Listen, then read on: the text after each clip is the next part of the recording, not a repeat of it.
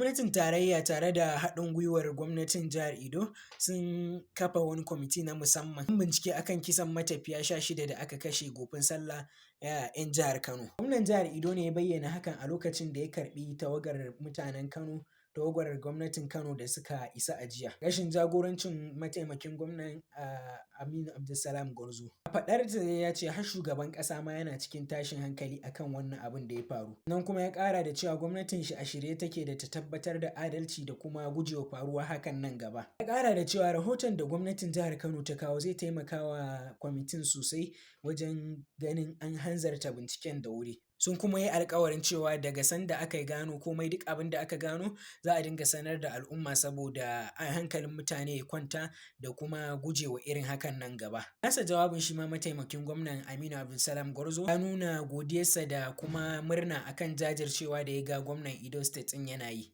na ganin cewa an tabbatar da adalci musamman ga iyalan waɗanda abin ya shafa. Amma gaskiya a labarin da na samu yau ban ji akan maganan cewa ganin diyan da aka ce za a biya iyalan waɗanda suka yi abin ba, kuma bai kamata a ce an share abin an bar shi haka ba. Gaskiya ya kamata a ce shi ma a tsaya ga an biya wannan abin. Saboda a yanzu gaskiya dai mutane sun tsaya ne su ga iya gudun ruwan gwamnati, su ga menene gwamnati za ta iya yi. Saboda akwai wanda gaskiya tabbas ba za su bari ba. To don haka gaskiya ya kamata a ce gwamnati ta yi ƙoƙari ta tabbatar da adalci ta kowane ɓangare, ba wai kawai a faɗa a baki ba. Shin me kuke tunani game da wannan matakin? Sannan kuma shin kuna tunanin hakan zai kawo adalci da kuma sauyin da ake buƙata? Mu haɗe a comment section.